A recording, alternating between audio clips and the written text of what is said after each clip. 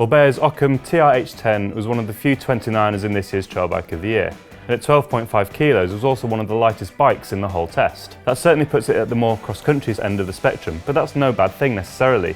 It's a bike that's fun, lively and fast to ride, and can still handle some of the bigger terrain as well, if you know where you're pointing your wheels. While some of the lighter bikes can feel a little bit noodly on more technical terrain, Orbea built an impressively stiff chassis. There's a boost back end, the rear end is also asymmetric, so that helps with the stiffness, and the shock is a yoke mounted one, so that just gives a little bit more structural integrity around the linkage design. They've also not done too bad a job at the front end, so it's not too mismatched front to back. Geometry is a little bit more traditional than some of the other bikes on test this year. The head angle is 68 degrees and the reach is 450mm, which isn't particularly long, and the head angle isn't particularly slack. At 74.5 degrees though, the seat angle is nice and steep, which puts your hips in a nice position over the pedals for prolonged climbing.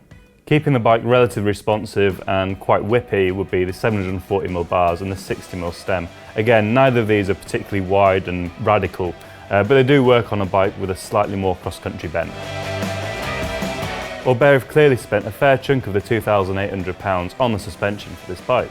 Up front there's 120mm of suspension from the Fox 32 fork. This is the factory version with Kashima coating and the Fit 4 damper. At the back, the 120mm of travel is controlled by a Fox Float DPS shock. Again, this is factory level with Kashima coating and the Evil air can as well.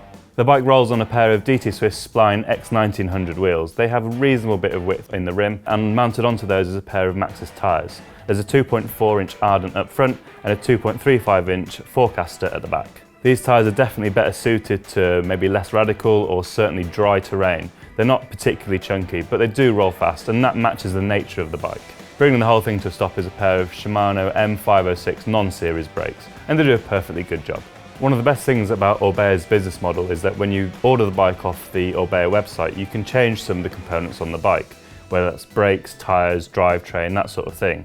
They'll then deliver it to your local Orbea dealer, who puts the bike together and does the final finishing touches. So you get dealer support as well as online backup and adaptability to your build, and we think this is great. And if you're going to do this with the H10, one thing we would definitely recommend is getting rid of the digit seat post that comes as standard on the bike. It's not a dropper post, but it's a keyed regular seat post which goes up and down, meaning that your saddle alignment is always correct. However, long-term testing of ours suggests that when a little bit of grit and dirt gets in there, it becomes really sticky and it's actually a massive pain. We'd rather be able to wiggle a seat up and down in the seat tube rather than it being kept in one orientation, making it very difficult to twist. In wetter UK conditions, this isn't something we think is great, and we probably would already upgrade it to a dropper post if we could. Inevitably, part of the Trail Bike of the Year process is trying to find the best bikes within a micro category within the overall test. In the case of the Orbea Occam, it was the sort of 29er all-rounder division, and we had a bunch of really good candidates for that. At the end of the day, the Spanish design bike rose to the top in that category because it's just a really good combination of the things that you generally look for in a 29er trail bike. While it was alongside some carbon frame bikes, it's actually lighter than they are, even though it's got an alloy main frame.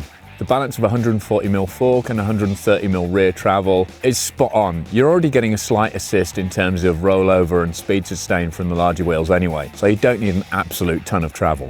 The fact that the travel's being controlled through top spec Fox factory fork and shock is another obvious bonus. The handling again is really well balanced. Some of the bikes that were in a similar category were just a little too twitchy, a little unstable.